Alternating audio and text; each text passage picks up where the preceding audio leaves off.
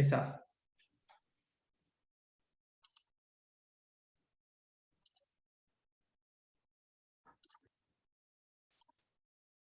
Bueno, ahora sí. ¿Ahí está bien? Perfecto. Bueno, como les decía, hoy comenzamos con la unidad 11. Nos toca comenzar a ver la revolución marginalista, la primera parte de la revolución marginalista. Esta unidad consta de los siguientes puntos que vamos a tocar acá. En primer lugar, lo que vamos a hacer es hacer un breve recorrido histórico de la época en que tuvieron lugar los autores marginalistas, donde vamos a mencionar un poco la expansión del capitalismo en Europa, América y Asia, y la crisis de surgimiento del fenómeno imperialista. Después vamos a introducir este breve debate que aparece en relación a si la erupción del marginalismo se puede considerar como una revolución en la historia del pensamiento económico o más bien como una evolución, es decir, si ya se venían dando pasos, o si ya había, digamos, ciertos indicios en autores anteriores que más bien pueden hacer considerar a la erupción del marginalismo como una evolución del pensamiento económico más que como una revolución.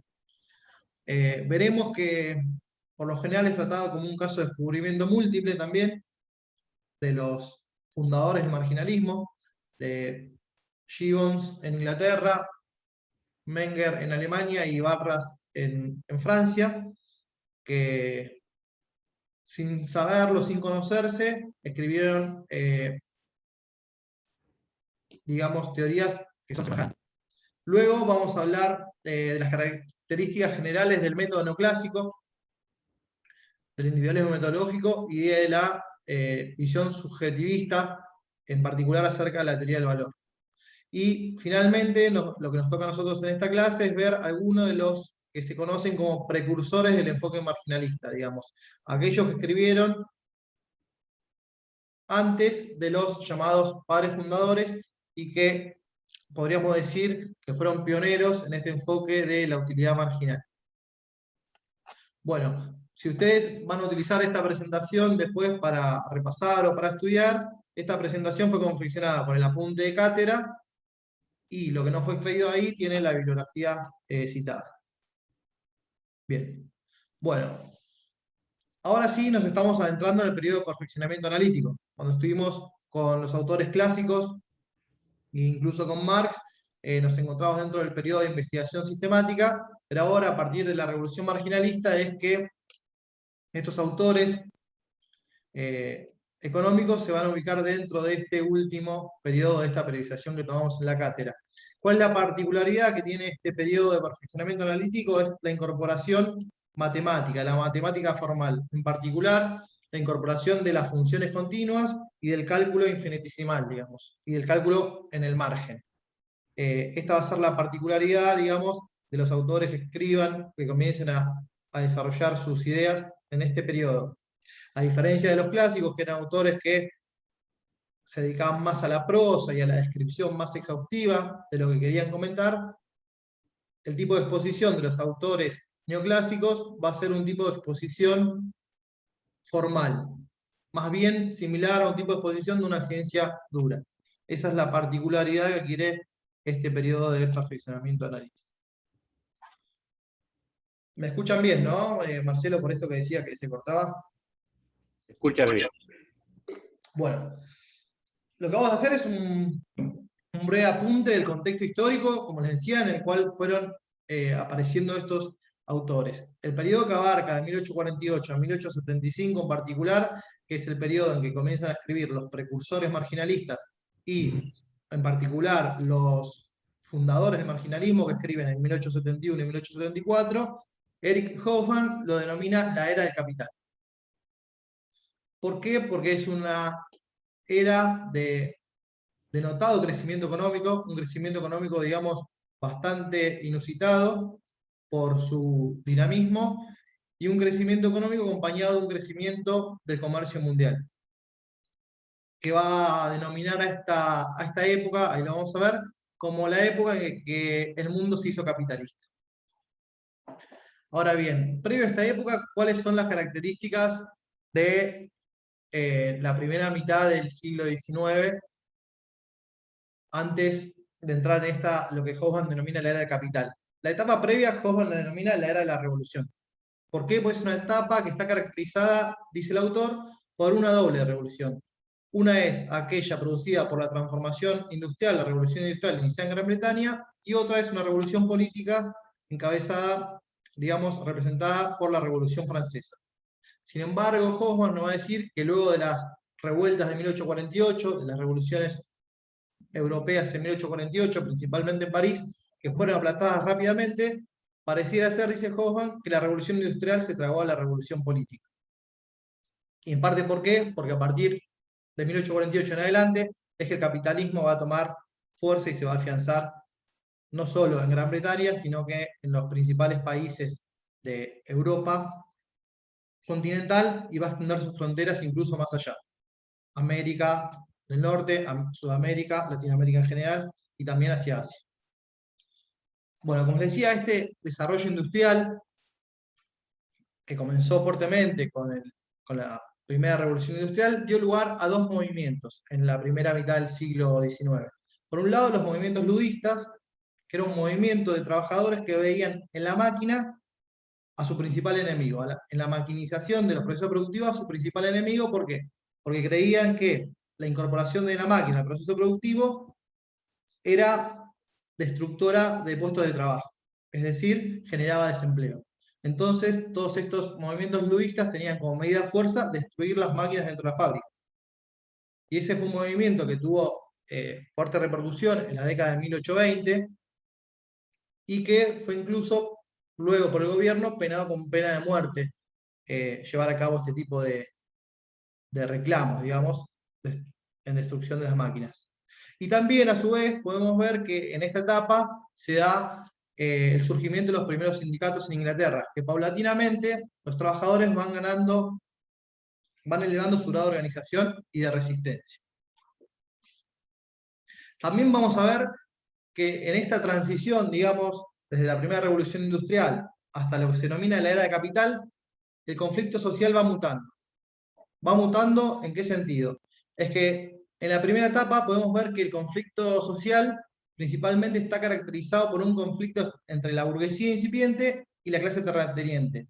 Eso lo veíamos en la obra de Ricardo, ¿se acuerdan? Principalmente cuando Marcelo dio Ricardo y explicaba que en parte su obra era una defensa acerca de esta burguesía industrial incipiente en Inglaterra en contra de la clase terrateniente. Sin embargo, a medida que se va desarrollando el capitalismo, ese conflicto principal empieza a girar más bien en torno entre otro conflicto de clase, no ya entre la burguesía y la oligarquía, sino que entre la burguesía, los capitalistas y los trabajadores. Entonces el conflicto empieza a tener otro foco en la sociedad capitalista, y eso es lo que veíamos principalmente en Marx. Bien, como les decía, en 1848 tuvieron lugar las revoluciones europeas, que tuvieron su epicentro en París, pero rápidamente estas fueron aplastadas. Y se empieza a consolidar las economías el capitalismo en el resto del mundo. Pero antes de eso, el periodo que va de 1800 a 1850 está caracterizado por un gran crecimiento de la industria británica. Es el periodo que más crece la industria en Gran Bretaña, una industria que hasta entonces era más bien mercado internista. Sin embargo, Arrighi dice que para 1840 estas industrias empiezan a observar caídas en la tasa de rentabilidad de la producción destinada al mercado doméstico, con lo cual se empiezan a generar grandes presiones en favor del libre cambio. Hacia mediados de siglo, digamos, la burguesía empieza a generar estas grandes presiones a favor del libre cambio, y en parte también está relacionado a lo que veíamos con Ricardo, que argumentaba a favor de la abolición de la ley de granos, que va a tener lugar en 1846, digamos. Eso te iba a decir, ambos fenómenos habían sido anticipados por Ricardo, la caída en la tasa de beneficio y su salida, digamos, saliendo al comercio exterior. Exactamente, podemos decir que Ricardo, digamos, estaba viendo bien lo que estaba sucediendo en ese entonces. Entonces, bueno, estas presiones dan lugar a este camino hacia el libre cambio británico, que Paul Bayreuth, que es un historiador económico, dice que no fue ni antes de 1842 y en ninguna otra parte. ¿Por qué pongo esta cita? Porque hay como una especie, en este libro el autor analiza distintos mitos económicos, dice él, o paradojas en la economía, y él dice que hay como en el sentido común de la historia económica que el siglo XIX fue el siglo del liberalismo económico. Pero dice, esto en Inglaterra pasó recién a partir de 1842, cuando el primer ministro Robert Peel introduce una reforma tarifaria bastante liberal y se termina a consolidar en 1846 cuando se produce la abolición de la ley de granos que decíamos recién. Pero sin embargo, esto se da bastante acotado a Gran Bretaña nomás, que ya había desarrollado su industria y necesitaba expandir su acumulación de capital fronteras afuera, digamos. Porque el resto de las potencias industriales incipientes, Francia o Alemania, van a seguir manteniendo una política económica proteccionista. Y fíjense que ahí, en esta frase de Hoffman que dice, esta época puede caracterizarse con el periodo en que el mundo se hizo capitalista y una significativa minoría de países desarrollados se convirtieron en economías industriales. Bueno, en parte se convirtieron en economías industriales por implementar este tipo de política proteccionista. Bueno, y como les decía, en este periodo de 1850 a 1870 el comercio mundial crece un 260%. ¿Y cuáles son los factores que pueden explicar este crecimiento? Bueno, la incorporación del telégrafo, la expansión del ferrocarril, que va a permitir extender las fronteras geográficas de la acumulación de capital por vía terrestre, y lo propio va a ser el barco a vapor por vía marina, digamos. Esto va a permitir justamente esta extensión geográfica de la economía capitalista, y también tiene lugar incrementos y descubrimientos en minas de carbón y incrementos en la producción de acero. Sin embargo, este periodo que en ese entonces, bueno, el propio autor Hoffman cita a distintos autores, en ese entonces la sensación era que este periodo de bienestar económico iba a perdurar, digamos, y que parecía ser que era eterno. Sin embargo, en 1873 se produce un crack económico y da lugar a 2 décadas de estancamiento económico que se conocen como la Gran Depresión, que luego la Gran Depresión del 30 va a tomar el nombre de esta, digamos. Va a ser mucho más profunda, pero el nombre original obedece a estas 2 décadas posteriores a la era del capital. Bueno, lo que sigue a esta era del capital es lo que Hoffman denomina la era del imperio. Pero eso lo vamos a ver más adelante. Bueno, estos eran unos apuntes históricos para tener un poco el contexto en el cual fueron irrumpiendo estas ideas marginalistas. Bien, acá volvemos a tener esta lineita del tiempo. Nosotros habíamos visto en el periodo de investigación sistemática principalmente a 3 autores, bueno, 4 digamos, Adam Smith y David Ricardo como los máximos exponentes de la economía clásica, luego a Mill, que recoge, según él, principalmente las ideas de Ricardo. Ahora vamos a poner un poco en cuestión eso, a ver si es un fiel, digamos, expositor de las ideas de Ricardo, y después, en 1867, vimos que Marx publica El Capital. Sin embargo, en 1870, ahí vemos que se produce el punto de inflexión, y lo mencionábamos ya en la clase pasada, que este punto de inflexión, la característica central que tiene, a mi modo de ver, es que hay un cambio en la concepción de la teoría del valor. Hasta 1870, digamos, entre los clásicos y Marx, había una concepción objetiva del valor, o sea, unas teorías del valor que fundamentaban su origen en la esfera de la producción. Las teorías objetivas del valor, ya sea la teoría del valor trabajo o bien la teoría de los costos de producción. Sin embargo, a partir de 1870 y principalmente con la revolución marginalista, con este caso de descubrimiento múltiple que tiene lugar entre 1871 y 1874, vamos a tener un giro rotundo en este sentido hacia una teoría del valor subjetiva. Una teoría del valor determinada pura y exclusivamente, o sea, que una teoría del valor que dice que este se determina pura y exclusivamente en la esfera del intercambio. No, ya nos vamos a abstraer de todo lo que es el proceso productivo, que era lo que se dedicaban a estudiar principalmente los clásicos, y vamos a poner el foco, como les decía, en la esfera del intercambio. Fíjense que ahí están las fechas de publicación de los fundadores del marginalismo, como les había dicho al principio, en 1871 publican tanto Gibbons y Wenger, sin conocerse y sin haberse leído antes, uno en Inglaterra y otro en Alemania, y 3 años más tarde, también sin haber leído a los otros dos, Barras publica Elementos de Economía Política Pura en Francia. Bien. Dicho esto, antes de comenzar con la escuela marginalista propiamente dicha, la idea es describir más o menos cómo fue dada esta transición desde la escuela clásica hacia el marginalismo. Y esta transición, sobre todo en base a la teoría del valor, que es el núcleo, a mi modo de ver, de las dos teorías, de la teoría clásica o la teoría marginalista. El núcleo de la teoría económica desarrollada parte de la concepción acerca del valor.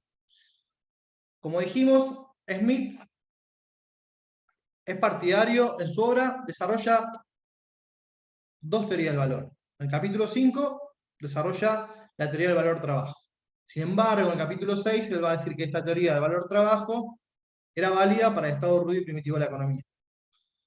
Y a partir de la apropiación de capital, de la acumulación de capital y de la apropiación de la tierra, la teoría, digamos, en esa etapa de la sociedad, la teoría del valor que explica justamente el valor de las mercancías, es una teoría del valor basada en los costos de producción.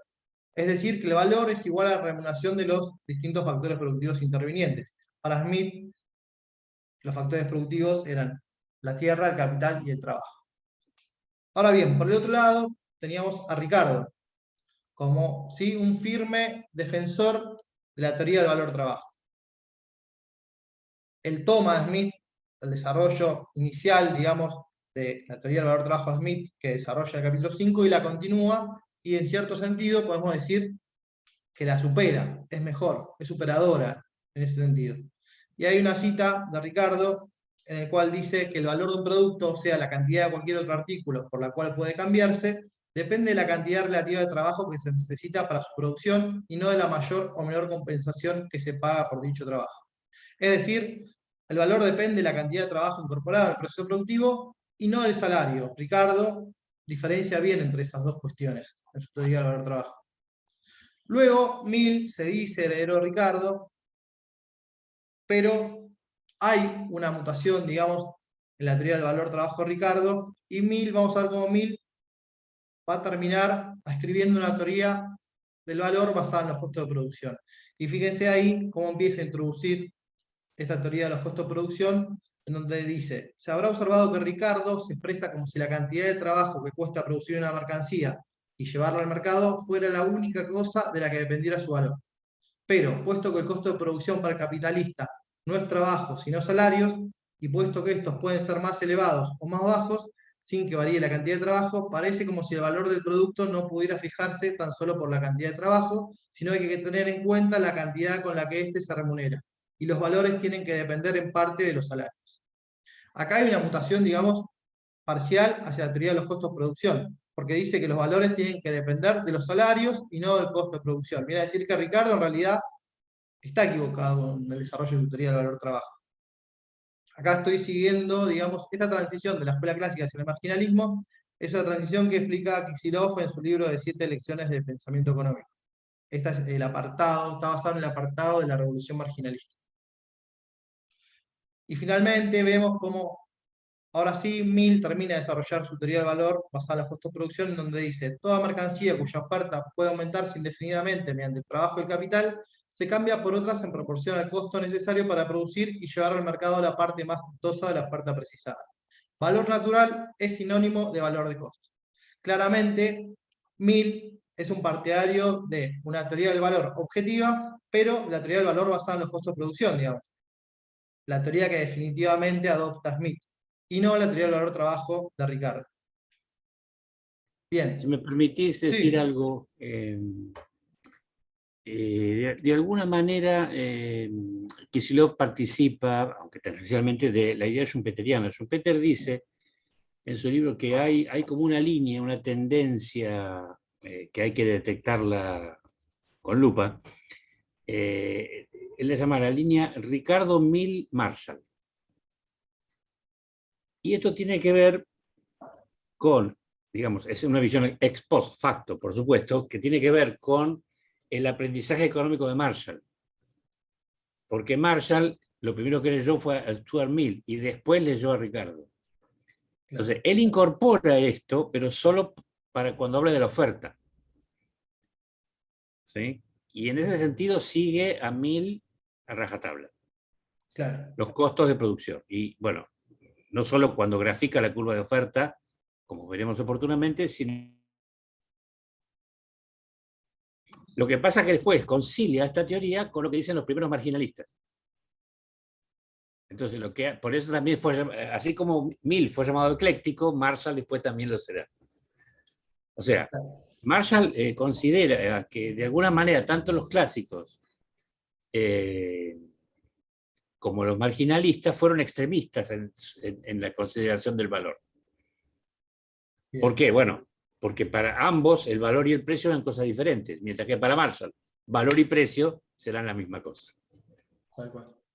O sea, quería decir esto que simplemente es algo que en la historia del pensamiento económico había sido explorado de diferentes maneras por autores más antiguos. Claro. Disculpe, Agustín. No, está buena la intervención. Nada, ¿por qué hago esta introducción? Porque en cierto sentido se va a decir que la revolución marginalista es una respuesta a los clásicos. Y lo que va a decir Kicillof acá, que en realidad a los clásicos, principalmente un ataque a las teorías de David Ricardo. Ahora vamos a ver en algunas citas de Gibbons que critica a David Ricardo, pero lo que dice Kicillof es que es una crítica a Ricardo, pero visto desde los ojos de Mill. En realidad, que están criticando es a Mill y a la teoría de los costos de producción, porque Ricardo es un partidario de teoría del valor-trabajo. Más allá que Ricardo, al final de su obra, encuentra ciertas limitaciones en su teoría del valor-trabajo que no las puede resolver del todo, que Marx en ese sentido, a mi juicio, viene a resolver, al menos parcialmente, y a superar su teoría del valor-trabajo. Pero Ricardo encuentra algunos problemas en su teoría del valor-trabajo, y ahí, en esos problemas que él llama excepciones a la teoría del valor-trabajo, son las que dan lugar a que Mill y Malthus también tomen esas excepciones como regla general. Por eso quería hacer esta aclaración, porque entonces, como decíamos, la revolución marginalista surgiría como una respuesta a la escuela clásica. Sin embargo, sería más preciso que esa respuesta a las concepciones de John Stuart Mill, que al decir de Gibbons llamaba a la escuela Ricardo Mill. Ahí Marcelo decía que Schumpeter decía que había una línea Ricardo Mill Marshall. Bueno, Gibbons ya llamaba a esa escuela de pensamiento la escuela Ricardo Mill. Recuerden que para 1848, cuando publica Mill, en ese entonces la corriente principal era John Stuart Mill. El otro día que Marcelo puso la predominancia de los distintos manuales de economía, bueno, el de John Stuart Mill estaba en esa época como el manual de referencia mainstream de corriente principal, si no me equivoco, Marcelo. Sí, correcto. Y hasta el propio Gibbons lo seguía recomendando en sus clases. O sea, él se daba cuenta que su libro no podía sustituir por completo, porque obviamente el panorama económico que ofrecía Gibbons, estilo Mill, estilo manual, era superior al de los pocos temas que consideró. El autor centroeuropeo Roll dice que el texto de Mill se siguió usando en Estados Unidos por lo menos hasta la década de 1920 como texto universitario. Claro, universitario. Claro. Por eso, entonces, no faltamos a la verdad cuando decimos que el mainstream, o a lo que le responde el marginalismo, es más bien a las ideas de Mill, que Mill dice que parten de Ricardo, por eso Gibbons las engloba en la escuela Ricardo Mill. Bueno, en ese sentido, podemos decir que el marginalismo surge como una reacción a la teoría del valor basada en los costos de producción, no así como una reacción basada a la teoría del valor del trabajo. Y siempre que citen a Ricardo Mill van a hablar de esta teoría, de la teoría basada en los costos de producción. Y entonces ahí el propio Kicillof se hace una pregunta: ¿es correcto llamarlos neoclásicos o más bien anticlásicos? Porque están, digamos, atacando el core, el núcleo de la teoría clásica, que es la teoría del valor. Más adelante vamos a ver cuáles son las continuidades y rupturas entre los clásicos y no clásicos. Por eso es una pregunta que a priori está bueno dejarla abierta y cada cual podrá sacar sus propias conclusiones. Bien. En conclusión, para los marginalistas, las mercancías no poseen un valor objetivo determinado en el proceso de producción, como era concebido en el sistema clásico, sino que para esta concepción el valor de un bien se determina al intercambio. Y su fundamento, es decir, sus determinantes, están dados en las cantidades disponibles, la escasez y la utilidad reportada al consumidor. Vamos a ver cómo los autores marginalistas introducen el concepto de utilidad, más precisamente el concepto de utilidad marginal, como para explicar el valor de los bienes. Y su fundamento está en las cantidades disponibles. ¿Por qué? Porque la mayoría de los análisis de estos autores marginalistas va a partir de una situación donde hay determinada cantidad de mercancías que no se explicitan de dónde salen. Creo que Walras dice caen como maná del cielo y se distribuyen de una forma arbitraria entre los distintos participantes de ese mercado. Y después se produce un proceso de intercambio que va a ser el que determine justamente ese valor de cambio. Entonces, decimos que ese valor va a estar determinado solamente en la esfera del intercambio, sin importar lo que haya pasado detrás en el proceso productivo. Es decir, el valor ya no es un atributo de los bienes, sino que pasa a ser una circunstancia a la que estos bienes son sometidos por los hombres. Es decir, el valor pasa a ser una circunstancia que se va a determinar en la esfera del intercambio. Esto es lo que se conoce, a grandes rasgos, como la teoría subjetiva del valor.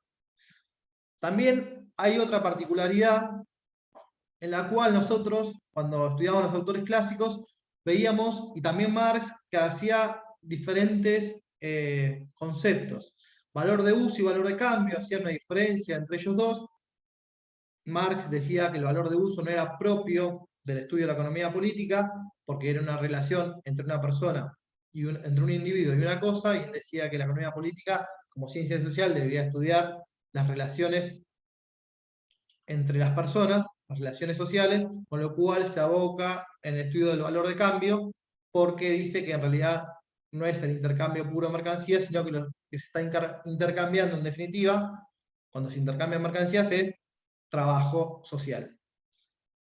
Pero bueno, Marx también utiliza dos expresiones, valor de uso, valor de cambio, para finalmente quedarse con lo único que verdaderamente importa para él, que es el valor a secas.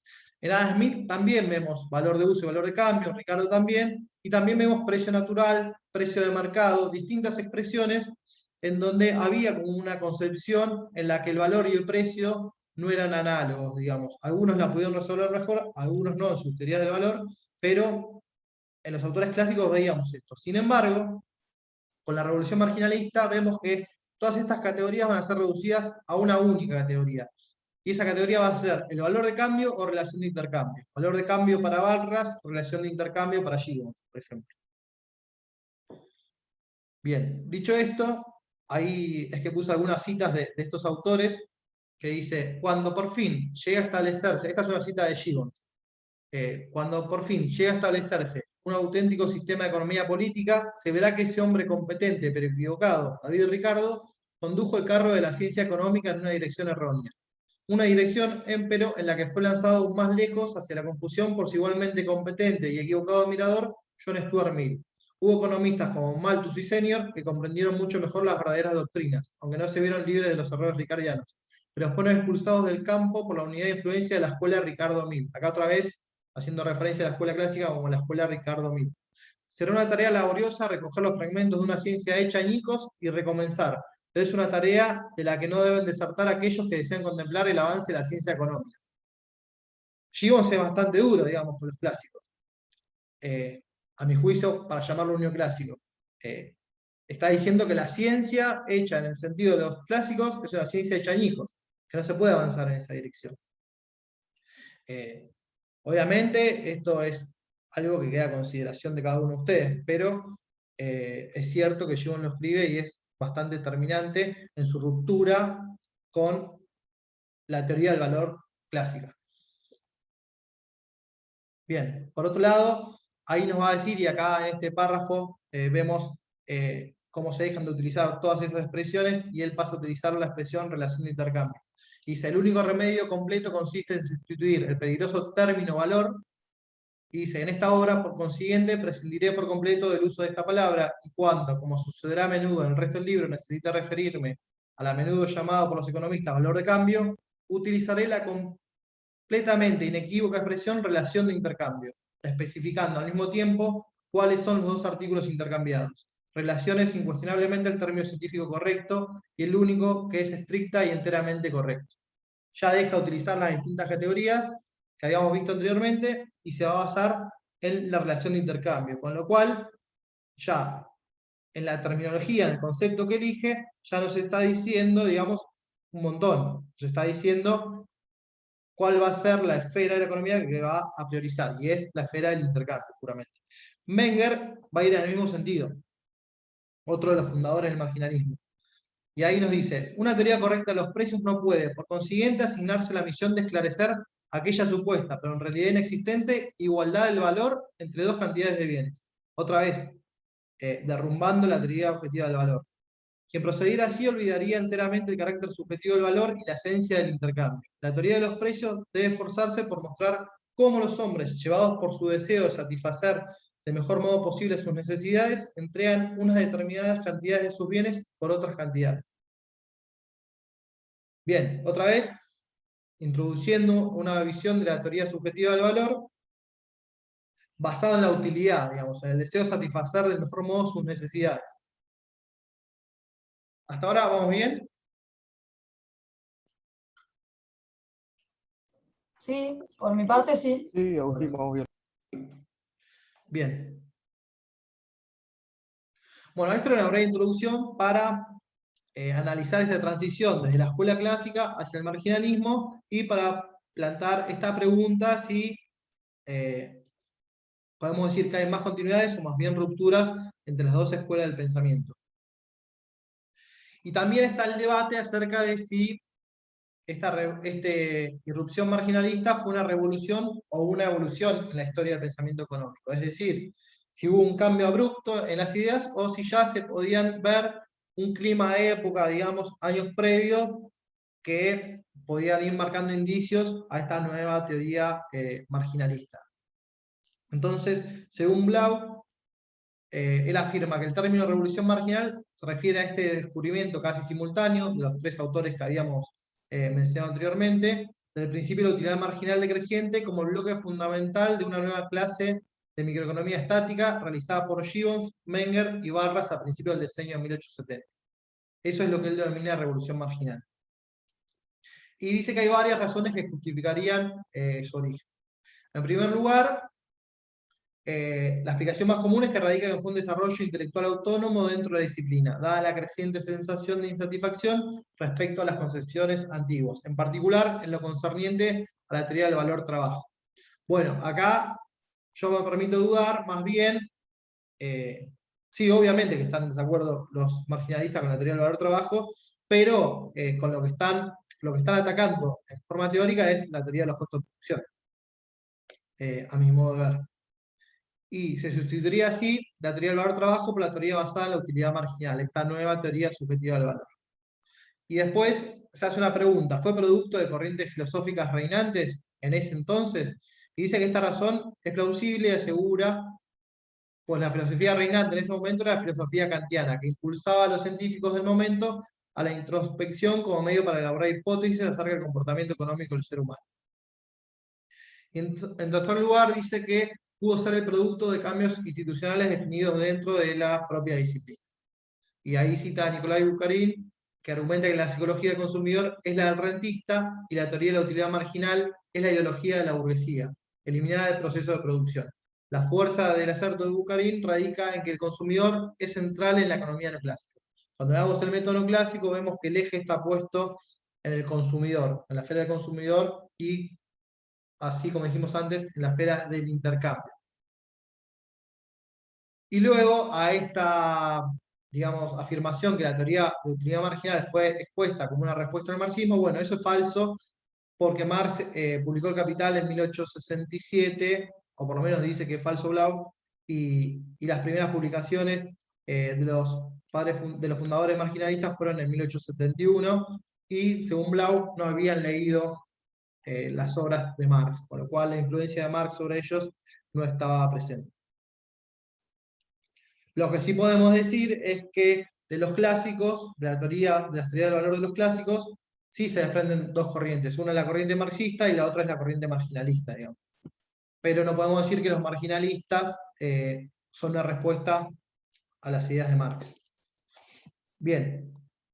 Y acá el que afirma que el término revolución es inadecuado es Spiegel. En su obra El desarrollo del pensamiento económico dice que el término revolución es inadecuado porque no hubo un desplazamiento súbito, sino un movimiento lento y espasmódico, prolongado durante el siglo XIX.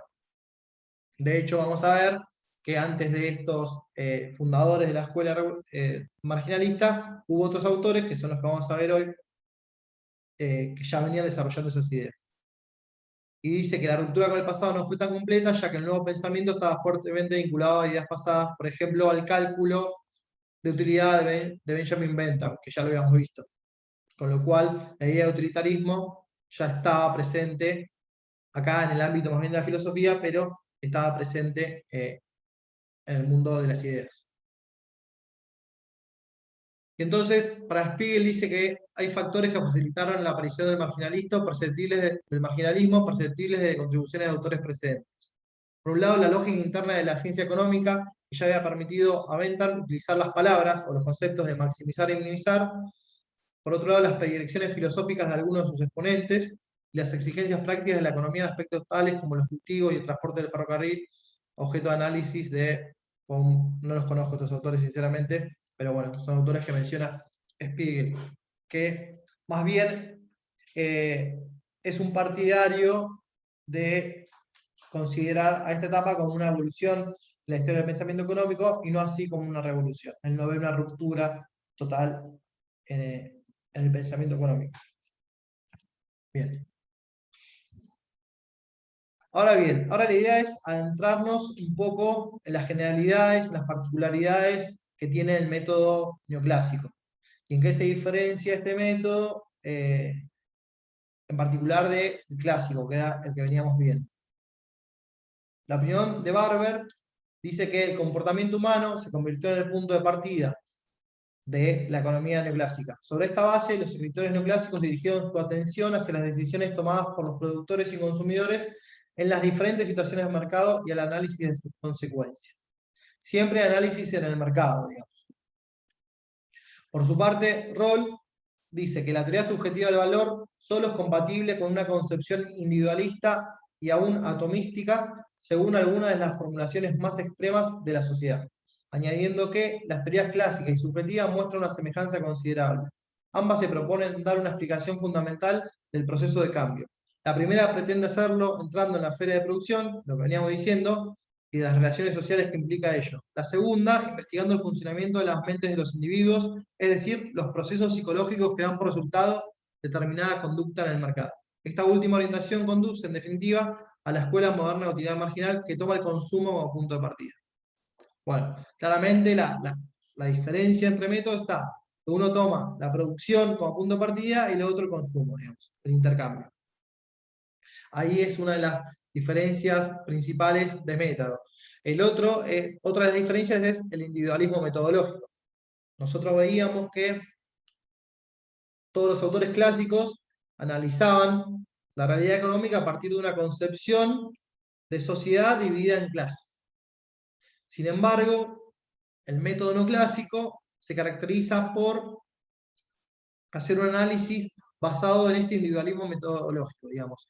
Después se va, no son los autores marginalistas los que van a desarrollar el concepto de homo economicus, digamos, pero el desarrollo de la economía neoclásica va a llevar a que se tome como punto de partida y como, digamos, como unidad de consumo referencial a este homo economicus, que es un individuo maximizador de beneficio y de utilidad, que es un homo económicus representativo de toda la sociedad y en la cual, a partir de este enfoque, de esta concepción individualista, no hay distinción de clases, no importa si es trabajador o productor o dueño de los medios de producción, lo único que importa es que sea un individuo racional y maximizador de beneficios o de utilidades. Ese es el enfoque metodológico basado en una concepción individualista que va a adoptar el método neoclásico, a diferencia del método clásico. Y para seguir con lo que veníamos diciendo, también Kicillof dice que encontramos la habitual costumbre de denominar la escuela neoclásica a la escuela marginalista, no parece ser de todo adecuado, o sea, llamarla neoclásica, justamente por esto que hablábamos anteriormente, que quizás puede ser más adecuado llamarla anticlásicos. Porque, dice Kicillof, el adversario declarado del marginalismo fue precisamente el sistema clásico. Bien, acá otra definición que es de la escuela de regulación francesa, digamos, una escuela más contemporánea, quizás al final del programa llegamos a verla, o quizás no, pero bueno, yo la traje a colación porque es el marco teórico que yo usé para mi tesis, y la escuela de regulación francesa dice que surge en respuesta a la incapacidad de la escuela neoclásica para explicar el desarrollo de los procesos histórico-económicos. Y entienden por neoclásico a tal teoría que se basa en la axiomatización de los siguientes pilares fundamentales. En primer lugar, el principio de racionalidad absoluta universal, cristalizado en la caracterización de los homo económicos. En segundo lugar, el concepto de equilibrio general, que lo vamos a ver en la clase del jueves siguiente cuando veamos a Walras, que describe la compatibilidad de un conjunto de comportamientos de agentes económicos racionales. Y finalmente, estos agentes interactúan exclusivamente a través de mercados perfectamente regulados. Desde la visión de la escuela de la regulación francesa, se va a llamar neoclasicismo a todas las, digamos, las corrientes de pensamiento que toman estos tres axiomas fundamentales para el estudio de la economía.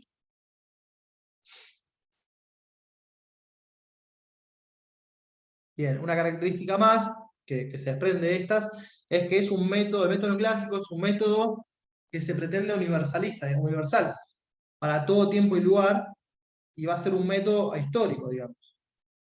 No va a ser un método anclado en la sociedad que vivimos, como por ejemplo es el método clásico, que hace un análisis de clase, las clases que interactúan en la sociedad en ese momento, ya sea Smith o Ricardo, o también el propio Marx, que él particularmente se encarga de decir que su obra y su estudio científico de la realidad social va a estar determinado, o sea, va a ser el estudio de un modo de producción en particular, el modo de producción capitalista. Es decir, una teoría ubicada en tiempo y espacio. Sin embargo, contrario a eso, el método neoclásico se propone ser universal y aplicable en todo tiempo y lugar. Es decir, la misma teoría para las distintas economías tendría que funcionar, digamos. En este sentido, la pretensión de la economía neoclásica es acercarse fundamentalmente a las ciencias duras que sí podemos decir que son universales. En la física, la ley de gravedad es válida, por lo menos en el planeta Tierra, para cualquier espacio, cualquier tiempo y espacio en el que nos encontremos. Bien, o sea, hay una pretensión de hacer de la economía una ciencia más dura, digamos. Bien, dicho esto, y acá vemos las diferencias entre la economía clásica y la economía neoclásica. Ya en el nombre que se le da a la disciplina, hay una diferencia. La economía clásica es economía política, y en cambio la economía neoclásica, a partir de primeros años del siglo XX, va a pasar al nombre economía secas, digamos, y se le va a sacar el calificativo, digamos, de político. Eso, en parte, digamos, viene atado a el propio método de los neoclásicos, en el sentido que no hacían una distinción de clases, sino que, como se ve, su método partía del individualismo metodológico, en el cual había un agente representativo, como les decía anteriormente. Luego, el origen, bueno, uno se basa en la esfera de producción, ya lo veníamos diciendo, en cambio la economía neoclásica hace foco en el consumo. Los actores del análisis socioeconómico, clases sociales, lo mismo que le decíamos. En cambio, en la economía neoclásica, unidades económicas de producción, de consumo, o agentes económicos, operadores económicos, hombres átomos, son distintas versiones de lo mismo. El tipo de modelos de producción, la demanda se supone dada en los clásicos, en cambio, en la economía neoclásica, se analiza, se hacen modelos de economía de intercambio puro, y acá lo que se supone da es la oferta, no se mete en la esfera de producción. Por otro lado, la forma de exposición, que también lo veníamos mencionando a lo largo de esta presentación, en los clásicos era literaria, con poco ejemplo matemático, poco gráfico, y bastante descriptiva y exhaustiva en la descripción de los procesos. En cambio, en la forma de exposición de la economía neoclásica es más bien analítica y gráfica, con una matemática mucho más formal. Ciencias auxiliares, en la economía clásica, filosofía e historia. Bueno, Smith era filósofo, Marx crea o descubre, según él, un método para estudiar la evolución de la historia. Está claro cuáles son las influencias de los clásicos. En cambio, la economía neoclásica, la ciencia auxiliar fundamental, pasa a ser la matemática. La orientación, los clásicos básicamente macroeconómica, los neoclásicos micro. Factores de producción, acá hay una diferencia también, para todos los economistas clásicos, había 3 factores: tierra, trabajo y capital. La economía neoclásica se va a incorporar el factor dirección empresaria o capacidad empresarial. Y las retribuciones también, al cambiar los factores, van a cambiar porque la retribución del capital en la economía neoclásica ya no va a ser el beneficio, sino el interés, y el beneficio será la retribución al factor productivo, dirección o capacidad empresaria. Los problemas principales, digamos, para Smith, el crecimiento económico, es decir, investigar acerca de la riqueza, de la causa de la riqueza de las naciones, en su título. Ricardo también explicita que su investigación se propone descubrir las leyes que rigen la distribución del ingreso, la distribución de la renta. Y Marx, determinar las leyes del movimiento capitalista. En cambio, la economía neoclásica tiene como problema principal la asignación eficiente de recursos, y esta asignación eficiente de los recursos, según esta visión, se va a dar en los mercados, y por lo general en los mercados autorregulados. Y bueno, y no quiero ser redundante, pero en la teoría del valor están las diferencias que hay: teorías objetivas del valor con teorías subjetivas del valor. Con lo cual, se puede ver que hay bastantes diferencias entre el método neoclásico y el método clásico, pero también, es cierto, hay algunas continuidades. ¿Cuáles son las continuidades? La vigencia de la ley de Sayre, por ejemplo, la vigencia del principio de población de Malthus, la vigencia de la teoría cuantitativa del dinero, y para ambos el mejor asignador es el mercado, es decir, menor participación del Estado en la economía va a ser deseable tanto para los clásicos como para los neoclásicos, y obviamente eso genera como consecuencia que se vea como resquemor a los sindicatos, ya que los mismos atentan contra la libertad contractual, es decir, se prefiere una libre competencia, un mercado puro de esta visión, tanto clásica como no clásica. En lo que hace al comercio exterior, comparten la idea de los beneficios que otorgan las ventajas comparativas, proponen la libertad de intercambio entre naciones, consideran que el intercambio entre naciones es de beneficio mutuo, es decir, si 2 naciones se proponen intercambiar bienes, va a beneficiar a ambas. Creen las ventajas que otorga la tributación moderada, también en el mismo sentido de menor participación del Estado en el proceso económico, y perciben que la economía tiende al equilibrio en condiciones de pleno empleo. Bien, hasta acá, bueno, las continuidades y diferencias del método neoclásico. Y antes de empezar a ver algunos de los autores precursores, vemos todos los autores principales que han desarrollado esta corriente de pensamiento. Dentro de los precursores, que algunos vamos a ver hoy, está von Thunen, que ustedes ya lo vieron en unidades previas, Cournot, Dupuit y Gosselin, que son los 3 que vamos a ver hoy. Este Walras es el padre de León Walras, es Auguste Walras, que desarrolla algunas ideas acerca de utilidad marginal, y que es compañero de estudios de Cournot, uno de los autores que vamos a ver hoy. Y Walras, luego, que va a ser uno de los fundadores, va a estar influido por Cournot. Y otro autor es Jenkins, que vive entre 1833 y 1885. Ahora bien, como mencionamos recién, los fundadores son estos 3 autores que presentan este caso de descubrimiento múltiple, porque los 3 escriben casi en simultáneo en Reino Unido, en Austria y en Francia, el caso de Walras. Menger en Austria y Gibbons en Inglaterra. Y después hay una segunda generación de autores neoclásicos.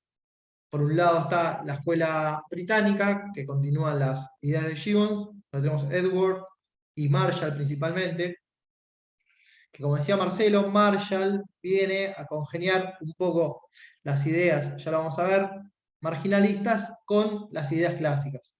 Va a hacer, podríamos decir, una síntesis de las dos corrientes de pensamiento. También la escuela austríaca tiene su desarrollo.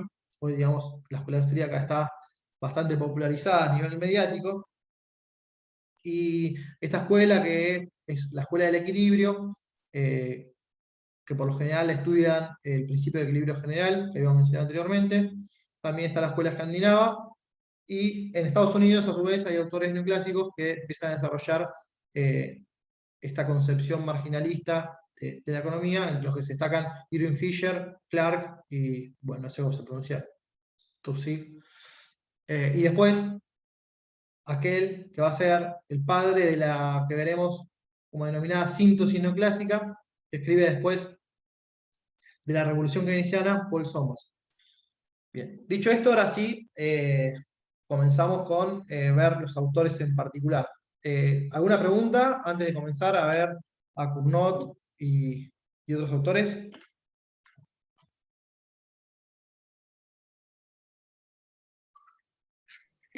No, ¿Seguimos? Bien. Bueno, vamos a ver a Antoine Austin Cournot. Nace en Francia, en la región de Borgoña, en la comuna de Grey, en el año 1801, vive hasta 1877, estudió allí sus estudios secundarios hasta los 15 años, digamos, y entre 1816 y 1820 recibió instrucción libre, donde leyó a Descartes, Leibniz y Kant, o sea, tiene influencia filosófica en sus estudios, y en 1821 se ha admitido en la Escuela Normal Superior de París, y allí es donde compartió estudios con el padre de León Barras, digamos, el padre de uno de los fundadores del marginalismo. Fue alumno de Lagrange y Laplace. Esto es importante en el sentido que va a introducir las matemáticas y la maximización de funciones como una herramienta fundamental para interpretar algunas cuestiones de la economía, en particular, que vamos a ver hoy, el estudio de los monopolios y de los duopolios. Él estudia esas situaciones a partir de maximizar funciones de ingreso total o funciones de beneficio total. Nosotros, cuando veíamos eso micro, utilizábamos el método de Lagrangiano, digamos, para maximizar funciones. Y él fue alumno de Lagrange, con lo cual es de esperar que introduzca la matemática formal en el análisis de la economía. En 1823 se obtiene la licenciatura en Ciencias, luego en 1834 enseña Análisis y Mecánica en la Facultad de Ciencias de Lyon. El año siguiente se convierte en rector de la Academia de Grenoble, y en 1838 publica su principal obra, que la vamos a leer en español, Investigaciones acerca de los principios matemáticos de la teoría de las riquezas. Ahí es a donde se desarrollan sus principales obras económicas, que vamos a ver sus principales aportes en la clase de hoy. También, junto a von Thünen, fue uno de los inspiradores de Marshall. Y esto está citado en el libro de Fernández López, dice, su forma, haciendo referencia a la obra de Marshall, Marshall está diciendo que la forma de su obra, la forma que él publica sus textos, ha recibido la mayor influencia de las concepciones matemáticas de continuidad, está hablando de la incorporación de la función continua, tal como se representan los principios matemáticos de la teoría de las riquezas de Cournot. Con lo cual, Marshall viene a rescatar a este precursor del marginalismo en su obra principal de 1890, en los principios de economía. Y finalmente fallece en 1877 este autor. Fue uno, bueno, como decíamos, fue defensor del uso de las matemáticas en la ciencia económica. A su vez fue uno de los pioneros en utilizar la matemática formal en el análisis económico, en particular el uso de las funciones. Y acá tenemos una cita que dice: admitamos que la función f de p, es decir, una función que depende del precio, que expresa la ley de demanda, o de la venta es una función continua, es decir, una función que no pasa repentinamente de un valor a otro. Si la función f de p es continua, gozará de la propiedad común de todas las funciones de esta naturaleza. ¿Qué quiere decir esto? Que se va a poder hacer cálculo marginal, digamos, con una función continua, y vamos a ver cómo lo introduce él, y también para poder maximizarse estas funciones. Y según Ekelund-Gebert, uno de los grandes logros de Cournot fue haber descubierto la ley de demanda. Una ley de demanda que ahora vamos a ver que la desarrolla y la usa básicamente como la conocemos en la actualidad. Dice: la demanda descansa esencialmente sobre la población, la distribución de la riqueza, el bienestar general, los gustos, los hábitos de consumo de la población, la multiplicación de los mercados, la extensión del mercado resultante de las mejoras de transporte. Digamos que está nombrando los determinantes de la demanda. Hoy cuando se estudia introducción, con Marcelo damos clase de introducción, los determinantes de la demanda están bastante relacionados a los que enunciaba Cournot allá por el siglo XIX. Todas estas condiciones relativas a la demanda permanecen iguales. Está introduciendo la condición de ceteris paribus, todo lo demás constante. Si suponemos que cambian las condiciones de la producción, es decir, que los costes aumentan o disminuyen, que los monopolios se restringen o suprimen, que los impuestos aumentan o se reducen, que la competencia extranjera se prohíbe o se permite, bueno, acá está haciendo una enunciación de los determinantes de la oferta. Son similares a los que estudiamos hoy también. Dice: los precios variarán, y las correspondientes variaciones en la demanda, suponiendo que los precios de hecho ya han subido, servirán para la construcción de nuestras tablas empíricas. Si por el contrario los precios cambian porque ha cambiado la propia ley de la demanda, debido a un cambio en las causas que ya no tienen influencia en la producción, sino en el consumo, la construcción de nuestras tablas será imposible, porque ellas tienen que mostrar cómo cambia la demanda en virtud de un cambio en el precio y no en virtud de otras causas. Yo cuando lo leí esto me sorprendió bastante, a raíz de, justamente, mañana damos clase de introducción, enseñamos eso cuando enseñamos demanda. Es decir, cuando analizamos cómo varía la cantidad demandada, lo hacemos en función del precio, y mientras todo el resto de los determinantes permanecen constantes. Si algún determinante restante varía, lo que se va a producir es una función, un cambio en la función de demanda completa, digamos. Y esto ya lo decía Cournot en aquel entonces. Bien. La única diferencia sería que nosotros hacemos la distinción entre demanda y cantidad demandada, que Cournot no la hacía. Es una cosa mucho menor, digamos, ¿no? Pero, Sí, exactamente. sí, y bueno, se lo ha homenajeado con el famoso punto de Cournot en la teoría del monopolio, ¿no? A este economista. Así es. Bueno, claro, en micro vemos eso. Bien, y bueno, y ahora, para ir cerrando con los principales aportes de este autor, uno de los principales aportes es el modelo de monopolio, digamos. Y en el modelo de monopolio él pone dos ejemplos. El ejemplo que pone es un productor que es monopolista y que tiene un manantial de agua y que en primera instancia no tiene costos de producción, sino que tiene que definir qué cantidad de agua va a envasar sin ningún costo, y lo que trata de mostrar Cournot es en cuál es la cantidad que va a determinar que va a elegir este productor, digamos. ¿Y cuál es esa cantidad? Va a ser la cantidad, cuando hay costo cero, va a ser la cantidad que maximice el ingreso total. Y acá vemos que él describe una función de demanda en donde la demanda está expresada en función del precio solamente, y que tiene pendiente negativa. ¿Y cómo se demuestra eso? Que la derivada de la demanda en función del precio es menor que cero. Y esta sería la función de demanda del monopolista y del mercado, que es la misma, ¿no? Pues es un monopolista. Ahora bien, si los costos son nulos, el monopolista va a ajustar el precio de manera que el ingreso total fuese máximo. En este caso, tenemos la curva de ingreso total. ¿Cuándo es máximo? Cuando la pendiente de la curva de ingreso total es cero, digamos. Acá. Bien, entonces, para un caso donde los costos son nulos, el monopolista va a determinar que la cantidad vendida va a ser esta que creo que dice P sub n, que es aquella en donde el ingreso marginal es igual a 0. Y en donde el ingreso es máximo, digamos. Y el ingreso es máximo allá cuando la pendiente de la curva de ingreso es igual a 0.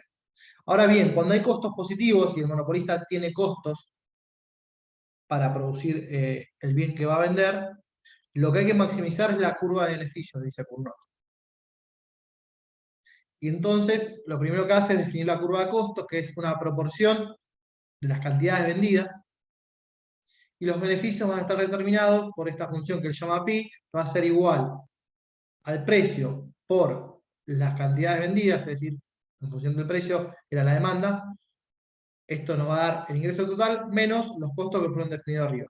Entonces, los beneficios van a ser máximos cuando su pendiente es 0 y cuando el costo marginal es igual al ingreso marginal. En el gráfico de arriba lo vemos. Costo marginal, ahora hay costo, no son nulos los costos, es igual al ingreso marginal. Esto va a coincidir cuando la pendiente de la curva de beneficio total es igual a 0. A vos te va a sorprender y a los estudiantes también, pero cuando yo era estudiante, aunque yo no estoy seguro de haberlo visto así, Introducción a la Economía era una materia anual. Y ahí veíamos competencia perfecta y monopolio. Y los cinco casos, bueno, ¿no? Famosos. Y cuando se da monopolio, veíamos monopolio sin costos, monopolio con costos, inspirado claramente en Cournot, pero bueno, con aportes posteriores.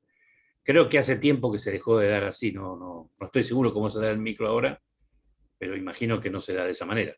Tal vez alguno de los chicos que la cursó más cerca nos podría dar alguna pista. A mí me quedó muy lejano, creo que cursé en 2013, por ahí.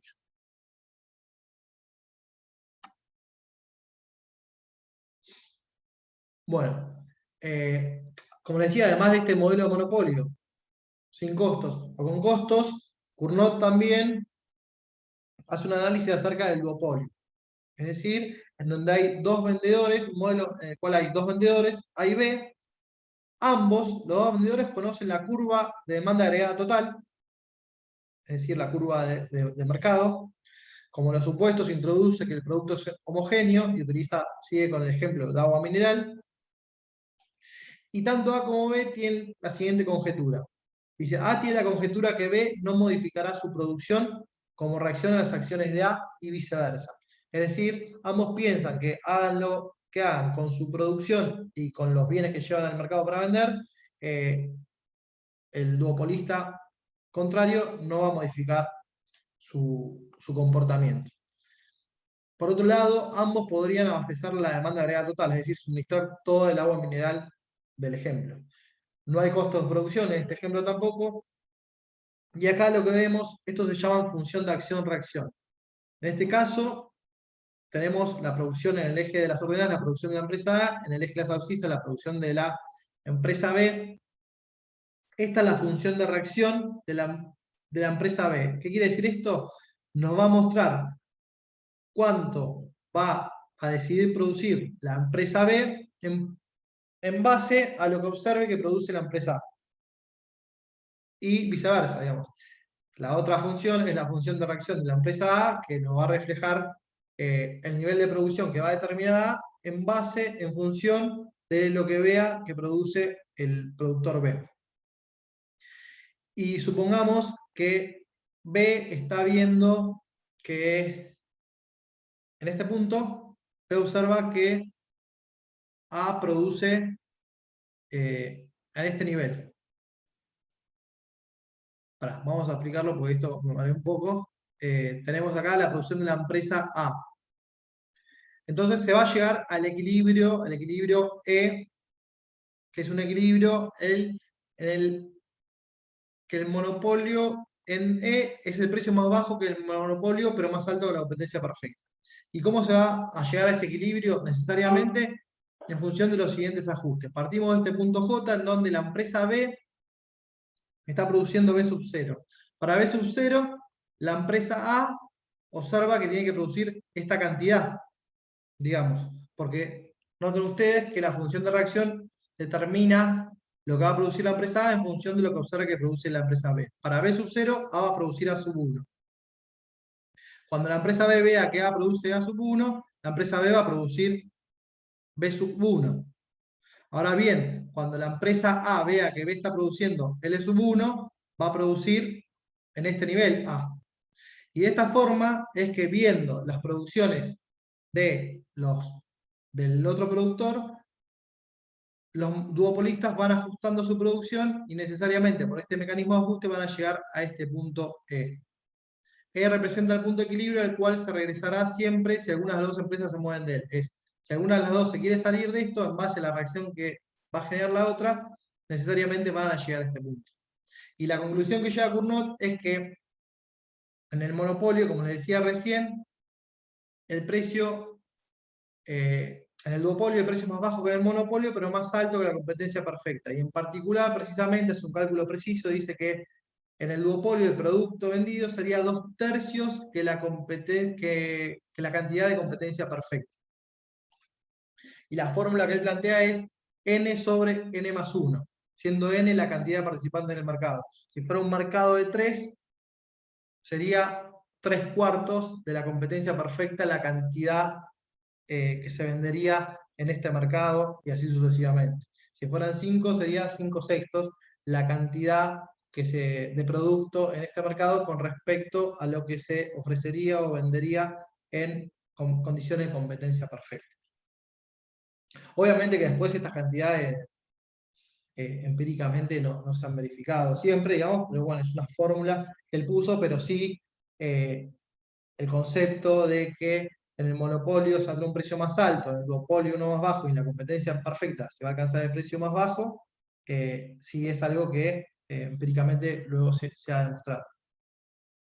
Bien.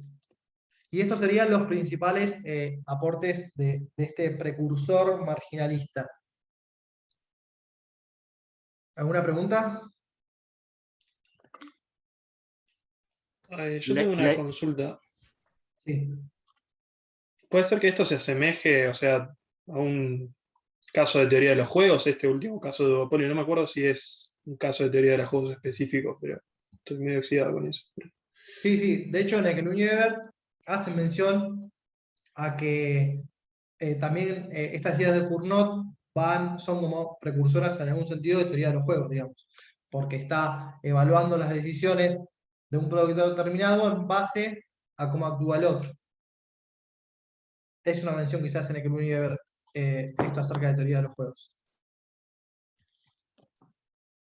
La idea de que las funciones de reacción no cambian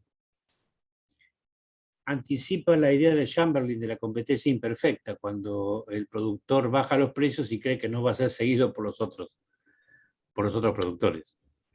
Fíjate que tal como hiciste la presentación de forma muy competente, la obtención de equilibrio es endógeno al mercado, absolutamente endógeno, no hace falta ningún tipo de intervención, a condición de que simplemente cada productor mire al otro, pero que no reaccione.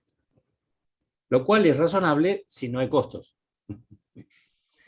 Y si también, algo que obviamente Cournot no pudo anticipar, si no hay acuerdos o colusiones entre ambos. Claro, eso van a ser desarrollos posteriores de la micro.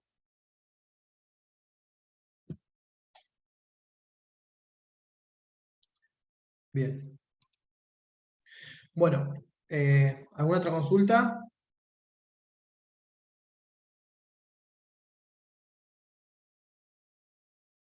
¿Continuamos?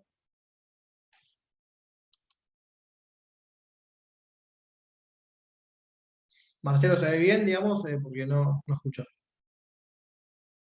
Sí, dale. Disculpa. Bueno, el otro autor precursor es Dupuit.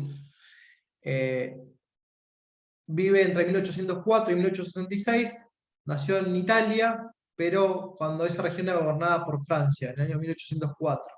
y a los 10 años sí vuelve a la región que actualmente conocemos como Francia. Cursó la secundaria en Versalles, donde gana un premio en física, en una competición importante de su país. En 1824 fue aceptado a la Escuela Francesa de Ingeniería Civil, es decir, su competencia pionera es la ingeniería, y desde allí es que va a escribir acerca de economía, digamos. Fue puesto al frente de un distrito de ingeniería que abarcaba calzadas y obras de navegación en el departamento de Sarthe.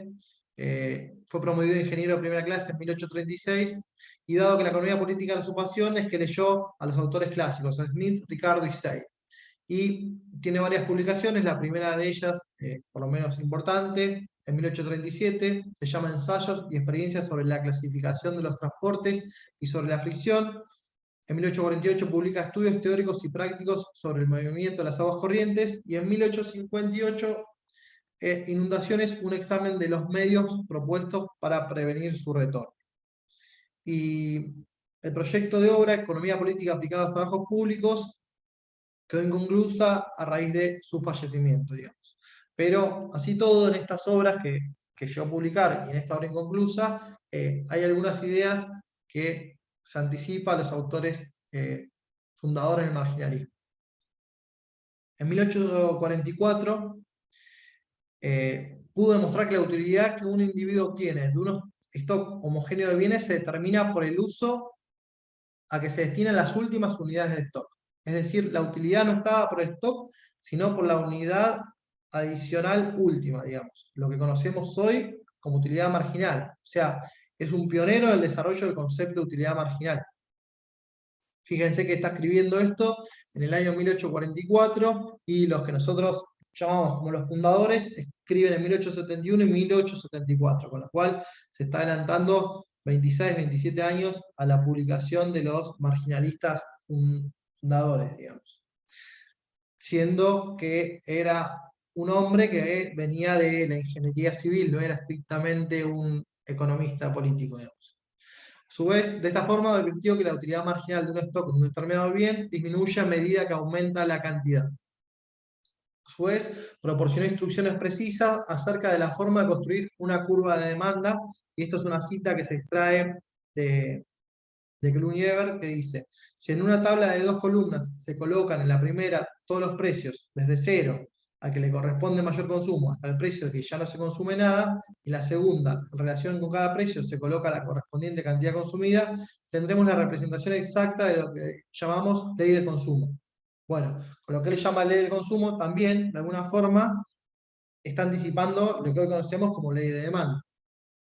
Por eso es que este autor se considera como uno de los precursores del marginalismo y de la economía neoclásica, en primera instancia porque descubre el concepto de utilidad marginal, es decir, que es la última unidad adicional, aquella que reporta la utilidad y no el stock, y a su vez da instrucciones precisas acerca de la conformación de lo que conocemos como una ley de demanda, digamos, una función de demanda que él la llama ley de consumo.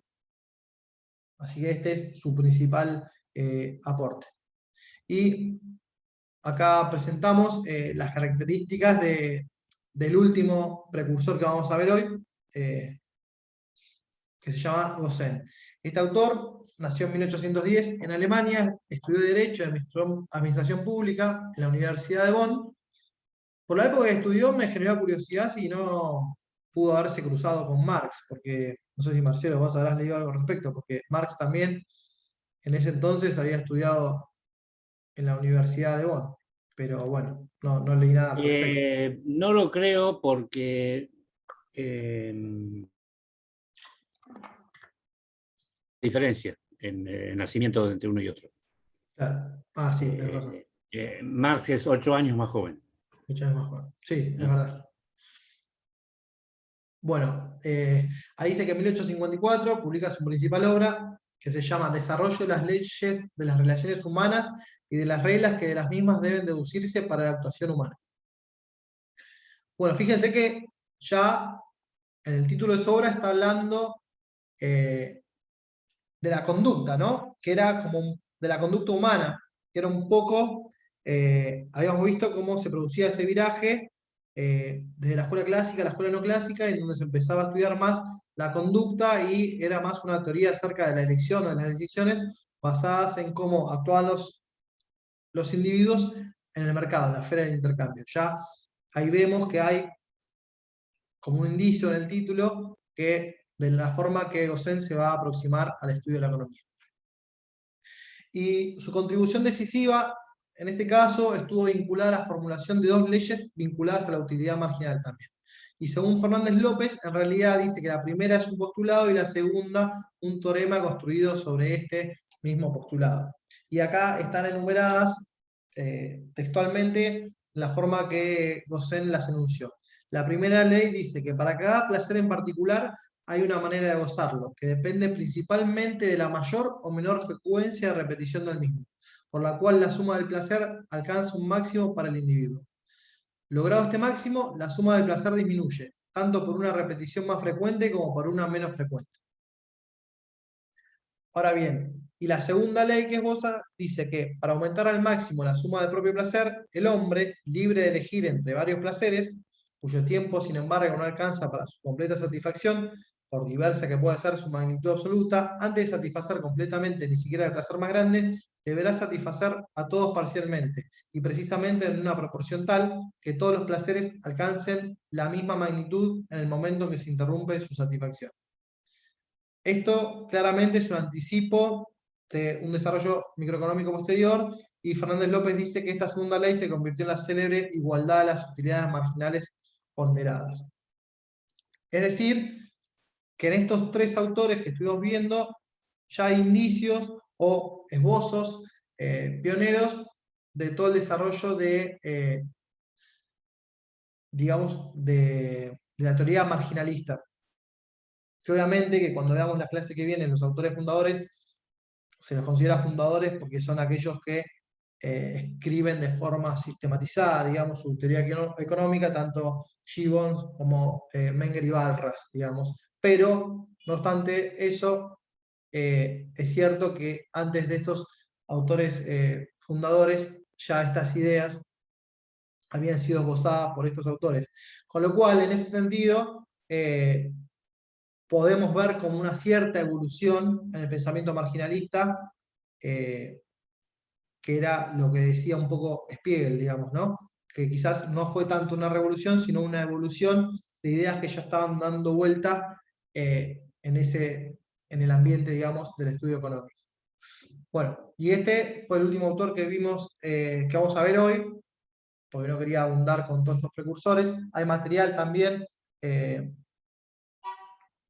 para ver algunos de los otros precursores marginalistas, y en cualquier caso, si hay alguna duda, podemos ver en la clase que me toca Barras, ver algún otro antes de comenzar. No sé si tienen alguna pregunta.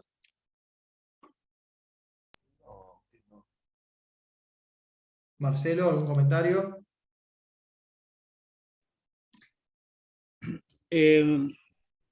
Sí, sí, bueno, siempre y cuando los chicos no tengan preguntas. No, por mi parte todo claro. Gracias. Es cierto lo que vos decís, que las ideas estaban un poco en el aire. Lo que pasa es que habían sido rechazadas, así, digamos, sin más, por lo que llamaríamos el mainstream de la época. ¿Sí?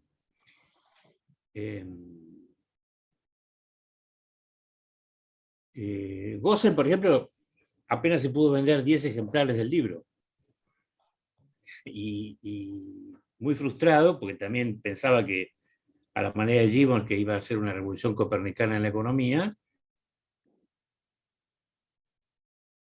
Así que después de editarlo fue muy costoso. Hubo que encontrar algún ejemplar de los libros que habían quedado, y viste que falleció tempranamente, digamos. No llegó a ver los frutos de la... A Cournot, los miembros de la escuela clásica francesa, no, ni, digámoslo, como diríamos en Argentina, lo ningunearon. ¿Sí? Y Dupuit era considerado una celebridad en su actividad, digamos, en ingeniería. De hecho, proyectó muchísimas obras y ocupó cargos directivos en la Francia de su tiempo. Y también hay otra cosa que está puesta en el material que anticipa, o es el descubridor, diría Schumpeter, de la noción de excedente del consumidor, que se le atribuye a Marshall, pero que en realidad es de Dupuit, sobre la base de la misma curva que vos presentaste en tu presentación, ¿no? Él lo llamó renta del consumidor, y lo hizo estudiando la fijación de tarifas ferroviarias. O sea que aplicó estas nociones a su... La segunda cuestión es que no fue el único ingeniero que tiene que ver con la génesis del marginalismo, porque hay unos cuantos ingenieros. El más célebre de todos fue Pareto. Y obviamente estaban preparados desde su formación matemática para aplicar el cálculo infinitesimal a todas estas nociones donde había que aplicar cuestiones de maximización y o de minimización. Autores modernos de historia del pensamiento económico, Passet, Rima y Bruit y Grant, le dedican un apartado a esta cuestión, el rol de los ingenieros en la génesis del marginalismo, sobre todo en Francia, que por tradición tuvo grandes matemáticos y grandes ingenieros. Y la tercera cuestión, si me permitís, Agustín, cuando vos esbozabas esto de si es correcto llamarlo marginalista o neoclásica, digamos. Si llamamos neoclásica a esta escuela, es exclusivamente por Marshall. Que viene a conciliar las dos, digamos. Efectivamente, porque claramente, sí, Gibbons, Menger y en menor medida Barra son anticlásicos. Sí. Pero Marshall, era muy joven, digamos, empieza a leer textos de economía en 1867 y había nacido en 1842. Que tenía 25. Y los lee, digamos, por una, llamémosle una vocación social, porque ya había terminado su formación académica en matemáticas. Era el matemático más competente de su generación, digamos, de economistas, y entonces no estaba dispuesto en absoluto a renunciar a la herencia clásica. Entonces, es por él, y obviamente por la hegemonía que va a tener la escuela de Cambridge sobre las otras escuelas, incluyendo la estadounidense, por lo menos hasta la Gran Depresión, que llamamos al pensamiento marginal. Eso, al menos así, bueno, no se me ocurre a mí, digamos, lo han dicho numerosos autores de historia del pensamiento económico, el propio Barber, ¿sí? Así lo reconoce. No, tal Eso, cual. No, coincido con vos en esto acerca de Marshall, que aparte está la frase que vos citas siempre, de que la teoría objetiva del valor y la teoría subjetiva son como las dos hojas de una misma tijera, y como al cortar uno puede saber cuál es, si es la hoja superior o la hoja inferior, la que corta, en el sentido que le da como el mismo peso a las dos teorías a la hora de determinación del valor, que para ese precio, digamos. Claro, y considera casos extremos, digamos, a la clásica y a la marginalista. Claro. La clásica sería donde la curva de oferta es horizontal. Exacto. ¿No? En el largo plazo. Entonces, cualquier cambio en el valor o en el precio tiene que ver con los costos de producción. Y la marginalista sería la curva de oferta vertical, donde todos los cambios en el valor o precio se dan por cambios en la demanda. Exactamente. Y cuando veamos un poquito de Gibbons lo vamos a entender tal vez un poquito mejor el lunes, si todo va bien, porque trabajando con dotaciones fijas, digamos. Y también el modelo balraciano, que seguramente vas a dar vos, el modelo básico balraciano, también es con dotaciones fijas de bienes, que se renuevan semanalmente, nadie sabe cómo, digamos. Pero como los individuos tienen gustos distintos, aunque las dotaciones que se le roban sean las mismas, los individuos tienen motivos para hacer los intercambios, en ese caso. Por eso, lo que decía en el cuadro es economía de cambio puro, para determinar esas relaciones de intercambio o valores o precios, o bueno, como quisiéramos llamarlos. Listo. Bien. Ah, perdón, qué mal lo mío. Estaba con cámara oculta, discúlpenme, no me di cuenta. Ahí te vemos. Bueno, no sé si los chicos, Luana o los chicos tienen alguna pregunta.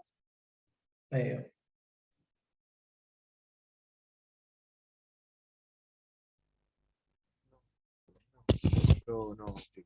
Gracias. No, profe, no, ninguna.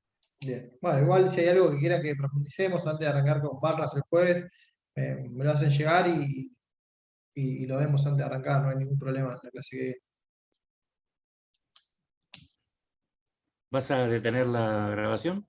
Dale.